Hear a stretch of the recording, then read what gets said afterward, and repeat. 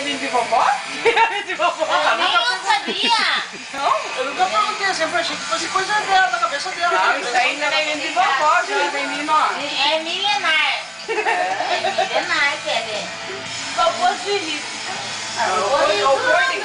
Aquela caixinha Essa menina assim, é quando ela fica ali no bocal. aquela caixinha que a veinha vem assim, e olha, Passa pra vou contar pra você.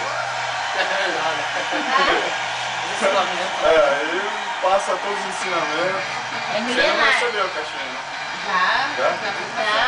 Já? Só se tem minha filha. Ela vai passar a caixinha pra outra. O cara era casado, né? Quando eu casei, eu ganhei a caixinha. A esposa tinha um baú no quarto sim, mas não deixava ele abrir por decreto de lei nem nada. Ele fez bodas de ouro, 50 anos de casado, né? E a mãe tem 75, né?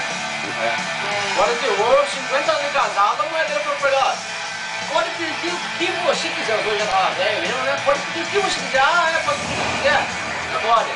Então faz o seguinte, eu sempre tive curiosidade, eu quero ver o que tem dentro daquele baú lá. Chegou, abriu o baú assim, né? Eu falei, tudo bem, né? Lá, abriu o baú pra ele abriu o baú assim, olhou. Ai, meu primo Giga.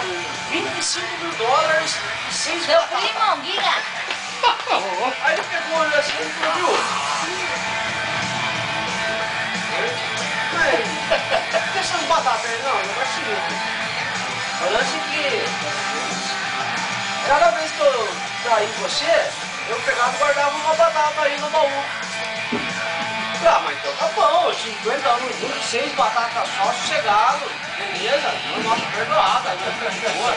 Olha esses 25 mil dólares, fica vendendo as batatas, né, você não vai poder